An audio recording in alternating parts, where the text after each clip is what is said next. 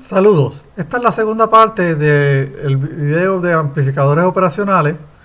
En el video anterior vimos cómo agarrábamos nuestro sistema de OP-Amp y el OP-Amp, que es un componente electrónico, lo mirábamos como un sistema. Habíamos aprendido que tenía su modelo de circuito, pero nosotros lo íbamos a mirar como un diagrama de bloque como el que se ilustra acá. Y vimos un ejemplo, ¿verdad? Con la configuración no inversora, después de haber hecho nuestro KCL en el nodo del negativo. Vimos entonces cómo eso se representaba en un diagrama de bloque. Y para hallar la función de transferencia agarrábamos y decíamos, mira, en el numerador ponemos el término que va desde la entrada hasta la salida, el que se cruza un paso directo, que es este que tenemos aquí. Y en el denominador era 1 más la multiplicación de estos dos. Y el más viene porque este era negativo. Habíamos hecho eso, ¿verdad?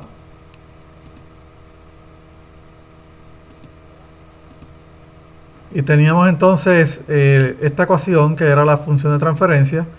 Y habíamos visto entonces cómo era que si yo aproximaba el A sobre S más alfa, como era mucho mayor que 1, pues aproximaba entonces como lo que era el caso del OP-Amp ideal. Entonces, vamos a mirar hoy nuestro primer ejemplito, el segundo ejemplo, perdonen, que es la configuración del OP-Amp de forma inversora. Este es la segunda configuración más usada en OP-Amp, no son las únicas dos, pero ciertamente son las más usadas. Y usted puede hacer integrales, puede sacar derivadas, puede buscar amplificaciones, puede hacer una cantidad de cosas, sumadores, restadores, entre otras. Vamos a mirarla, hacemos lo mismo, agarramos nuestro lápiz, marcamos nuestro nodo en el lado negativo. La corriente que se va por aquí, toda la corriente que se va por aquí en esta dirección es 0. ¿Está bien? Y entonces nuestro lapicito, esto es igual a 0. Así que como esto es igual a 0, la caída de voltaje que hay aquí también va a ser 0, porque es como si no tuviera corriente. Y por lo tanto todo este nodo, ¿verdad?, es nuestro famoso conexión a tierra virtual y está a 0 voltios, ¿verdad?, que es lo que tenemos acá. Entonces, eso significa que ahora cuando hacemos el KCL podemos mirar la suma de estas dos corrientes, de la corriente de entrada más la corriente de retroalimentación. Y esa suma tiene que darme 0. Hacemos eso, vamos a mirarlo. ¿Está bien? Tenemos nuestra configuración. Y ahora decimos, en este lado de aquí, tenemos VI menos el voltaje del lado negativo, lo voy a denominar VN, más V0 menos el voltaje del lado negativo sobre ZF. Así que aquí tenemos la suma de las corrientes, voltaje sobre impedancia, más voltaje sobre impedancia. Eso me da el KCL. Eso me va a dar igual a 0. Si trabajamos un poco, ahora cogemos todos los términos de VN y lo pasamos al otro lado de la ecuación. Y nos vamos a quedar con VI sobre ZE más V0 sobre Z de feedback igual a Vn sobre ZE más Vn sobre Z de feedback. Despejamos entonces ahora, trayéndonos esa ecuación, despejamos para Vn. Y fíjense que ahora podemos ver que este término de aquí es la combinación en paralelo de ZE con ZF, ¿verdad?, el recíproco de la combinación en paralelo.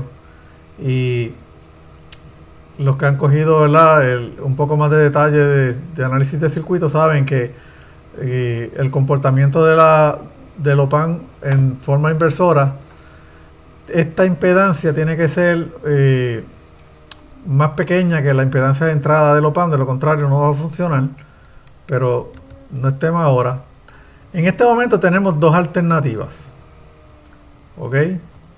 La primera alternativa es cogemos todo esto, ¿verdad?, y lo multiplicamos por lo que teníamos entonces en este lado de la ecuación. Esa es la primera alternativa. La segunda alternativa es un derivado de la primera. Cogemos este término de la combinación en paralelo de las impedancias y las multiplicamos dentro del paréntesis. Y eso nos va a dar entonces nuestra señal de transferencia, ¿verdad? Aquí fíjense, tengo una señal de transferencia, una función de transferencia. Aquí tengo 1 sobre ZE, es una función de transferencia y una señal. Esta señal multiplicado por función de transferencia me va a dar señal. La suma de señales me va a dar señales, multiplicado por una función de transferencia me da una señal. Y aquí tenemos entonces una función de transferencia multiplicado por una señal. Función de transferencia multiplicado por una señal me da señal, señal más señal me da una señal. Entonces vamos a mirar ahora. Vamos a mirar la primera alternativa con detalle. Teníamos esta ecuación y ahora agarramos, buscamos nuestro bloque y ahora eso, ¿verdad? Le vamos a poner una señal a la entrada que es la señal de la suma de VI sobre ZE. Así que ponemos VI sobre ZE, ahí tenemos nuestra función de transferencia por la señal de entrada y le vamos a sumar V0 multiplicado por 1 sobre ZF, que es lo que tenemos acá. ¿Está bien? Esto que se tiene aquí, entonces va a representarme la ecuación que acabamos de ver acá arriba, que es esta ecuación que tenemos aquí. ¿Está bien? Entonces, la alternativa número 2, vamos a hacer lo mismo. Teníamos esta ecuación, pero ahora vamos a tener el sumador, tenemos nuestro Vn, y vamos a ponerle el voltaje de entrada por la impedancia, ¿verdad? Que es una función de transferencia, y le vamos a sumar el V0 por la impedancia correspondiente. Y esta alternativa 1 y la alternativa 2 están describiendo el mismo sistema. Prácticamente lo que estoy diciendo es que no importa cuál de los dos diagramas de bloque usemos, sea la alternativa 1 o la 2, estamos representando el mismo sistema. Y por lo tanto, esos dos bloques, estos dos diagramas de bloques son equivalentes. Esto abre paso a ver un método de reducción de bloques que se conoce como adelantar nuestro sumador. La idea aquí es que tenemos este sumador y queremos pasarlo por encima de nuestro bloque de G3. Y para eso lo que vamos a hacer es que vamos a enumerar las señales. Tenemos X1, X2, X3, X4, X5. Lo escogí de esa manera. Y entonces ahora expresamos nuestras ecuaciones.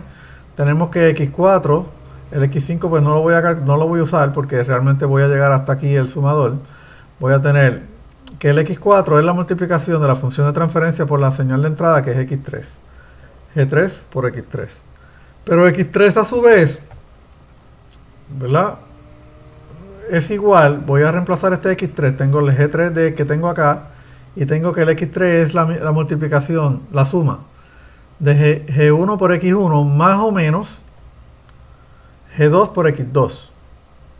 ¿Ok? Si es una suma es una suma, y si es una recta es una recta.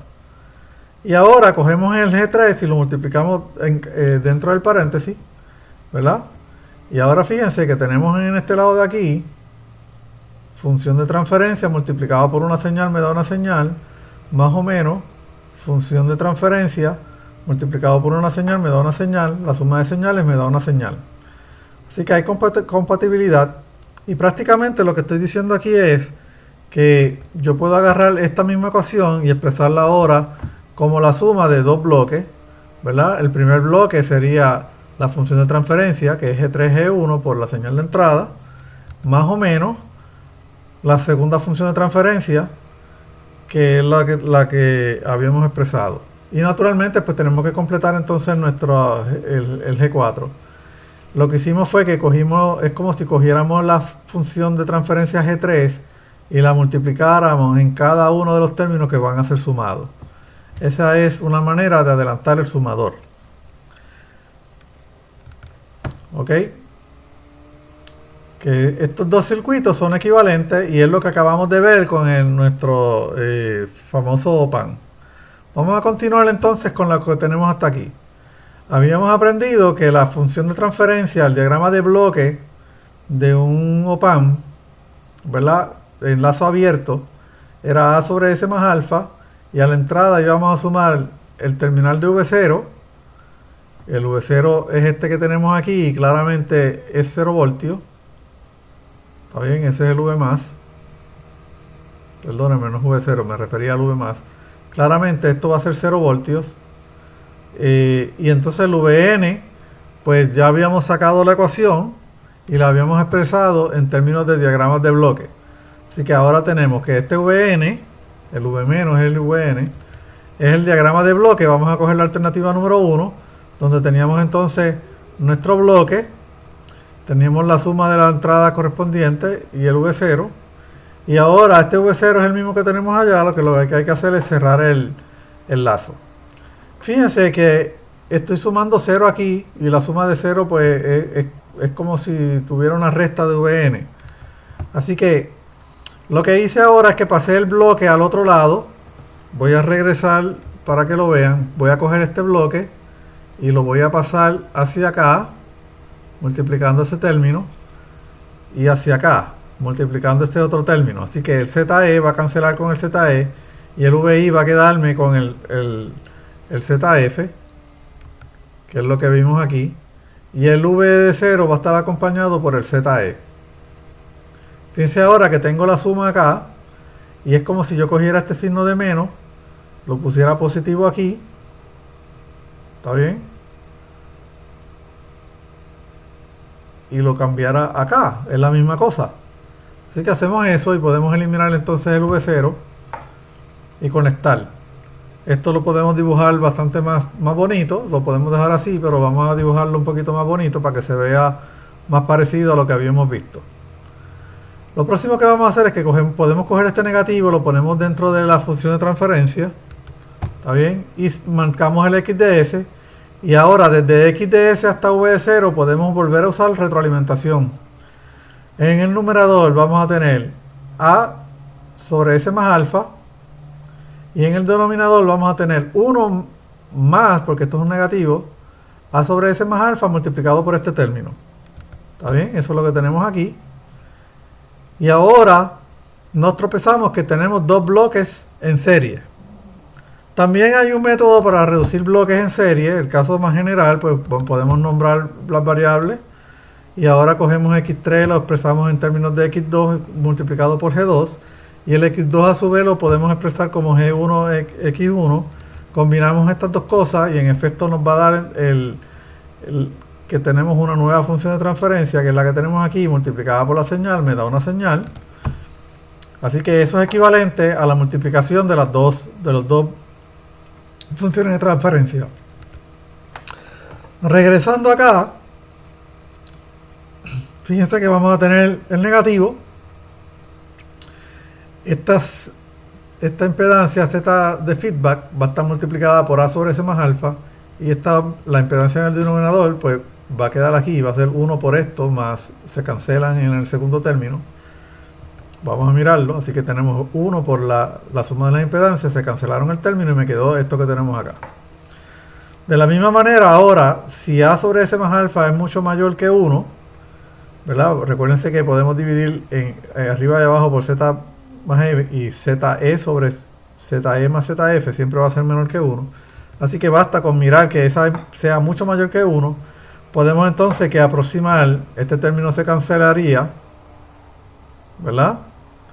El A sobre S más alfa, el A se cancela, el S más alfa se cancela y me queda negativo ZE F, la Z de feedback, sobre ZE, que es precisamente lo que teníamos en el OPAMP ideal.